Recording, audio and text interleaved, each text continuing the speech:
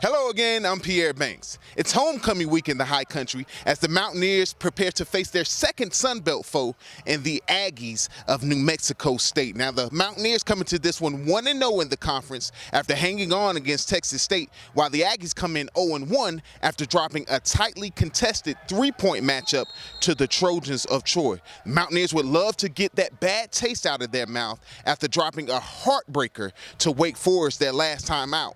But with a much improved Aggies team coming in this week, that's easier said than done.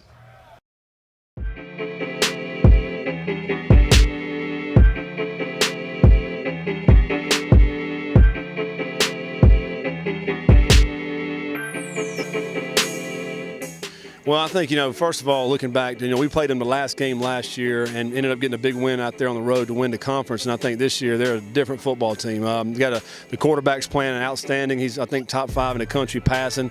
They have a wide receiver that's unbelievable, 6'6", 215 pounds, and he's killing it right now. And they're playing at a high level on offense. Of course, they got Larry Rhodes, the third running back, and so very, very impressive with their offense.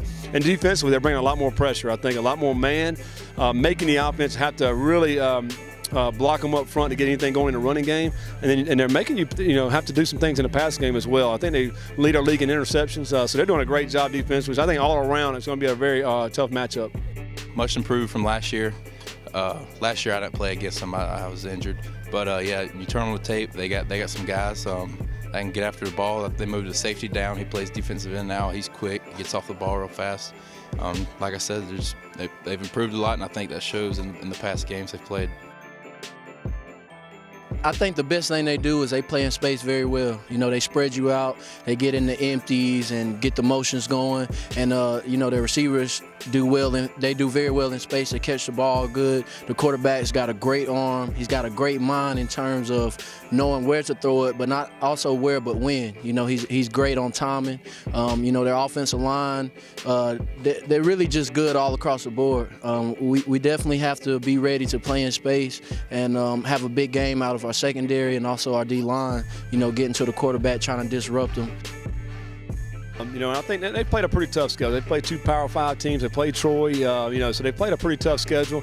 So sometimes I think the stats can be misleading. I think the one stat that still stands out to me is over 350 yards passing a game, even though they played that big-time schedule. So, but hopefully we can get some ground game going a little bit, and maybe hit some plays over the top in the passing game. I think, we can get some of those big plays and loosen that defense up. It'll help our running game.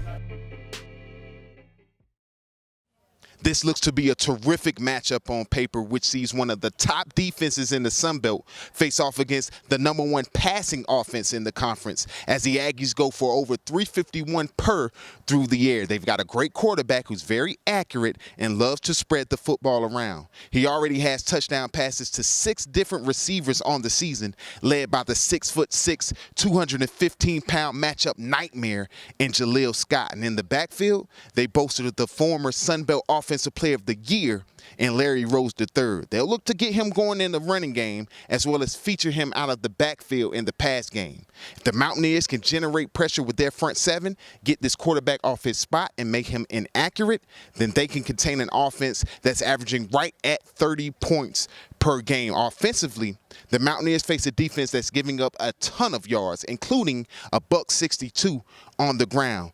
That should allow the Mountaineers to control time of possession and keep this high-power Aggie offense off the field. If they can do that, hang on to the football, and continue the success we've seen through the air, it could be a big day for the black and gold.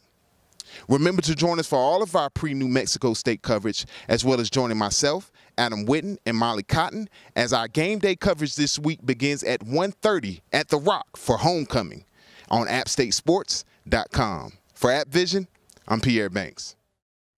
Fans, follow your Mountaineers on social media for exclusive content on everything App State, including up-to-date news, behind-the-scenes photos and videos, and compelling stories involving Appalachian State athletics.